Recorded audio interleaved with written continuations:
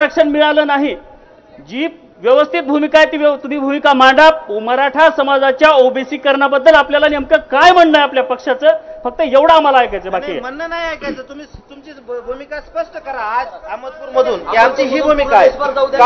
कारण पूर्ण देश तुमच्या पक्षश्रेष्ठीकडे बघतोय। देशात अडचण आली तर तुमच्या पिताश्रीकडे पूर्ण देश या अडचणीतून संकटातून सोडवणारा एकच व्यक्ती आहे असं बघतोय। तर या समाजाला का बरं स्वतः या संकटातून अडचणीतून तुमची पिताश्री सोडू शकत नाही? आणि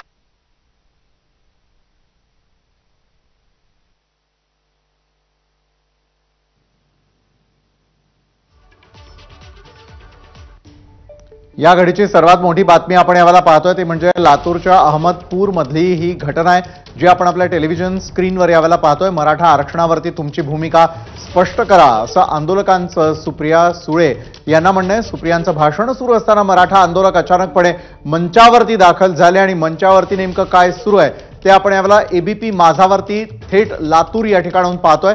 मराठा आरक्षणावरती तुमची भूमिका स्पष्ट करा अशा प्रकारची मागणी यावेळेला आंदोलकांनी केलेली आहे।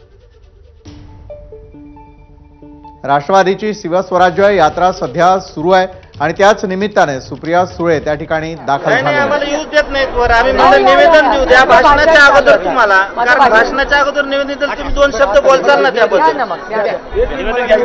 आम्हाला वरच येऊ देत नाहीत। नाही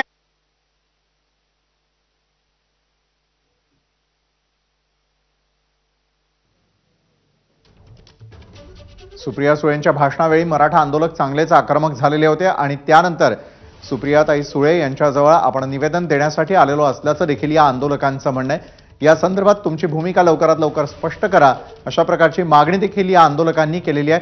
थेट मंचावरून आपण शिवस्वराज्य